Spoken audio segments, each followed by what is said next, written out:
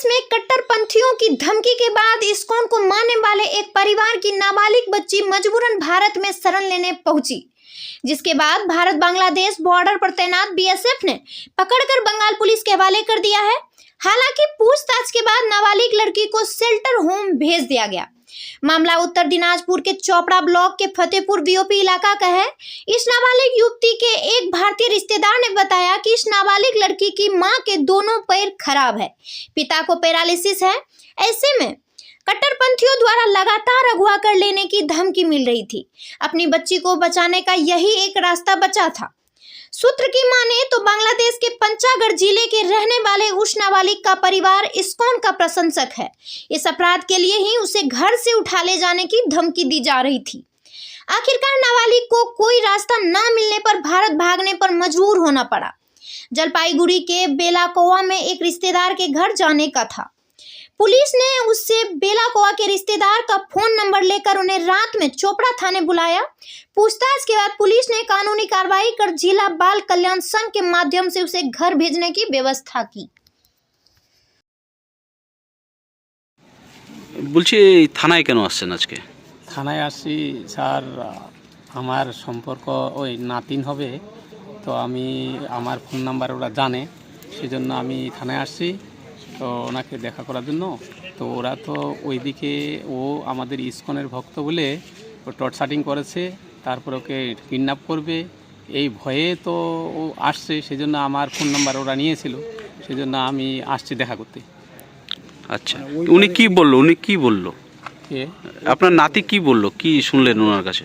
ওনার কাছে শুনলাম ওই তো ওইটাই যে আমাকে এইখান থেকে কিডন্যাপ করে নিয়ে যাবে। আমি বাপের এক মেয়ে, আমি ইসকনের ভক্ত, এই ইসকনের ভক্ত হয়ে আমার দোষ হয়েছে, সেজন্য আমাকে এই জন্য ওরা বাড়িতে আসে হুমকি দিচ্ছে। বাংলাদেশের কোথায় বাড়ি ওনার? বাংলাদেশে বাড়ি হচ্ছে পঞ্চগড়ে। তো কবে ওনাকে ধরেছে? আজ রাত্রি তো কটার সময় ধরেছে, তো আজকেই এই থানায় নিয়ে আসলো নাকি? থানায় নিয়ে আসছে।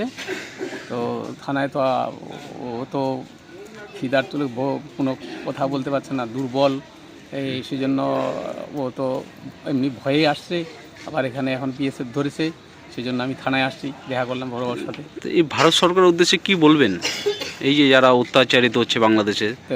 ভারত সরকার আমরা চাচ্ছি ইমিডিয়েটলি এটা একটা পদক্ষেপ নেওয়া উচিত, যে আমাদের যে এই যে হিন্দু সম্প্রদায় এই যে ছোটো ছোটো মেয়েগুলোকে কিডন্যাপ করছে বা এখান থেকে নিয়ে যাচ্ছে, টর্চারিং করছে, হিন্দুদের আমাদের এখানে বলছে তোমরা এখানে কেন আছো, এখান থেকে তোমরা চলে যাও, বাড়িঘর ছাড়ো, অনেক কিছু হুমকি দিচ্ছে। এই প্রাণ ভয়ে একটা মেয়ে এখন কি করবে, তার ও বাধ্য হয়ে তারপরে এখন ওদিকে থেকে কাকে দিয়ে যোগাযোগ করে মানে পাঠিয়েছে। তা আমাদের মানে যে খবর দিয়েছে, ফোন করেছে, আমার ফোন নাম্বার নিয়েছে।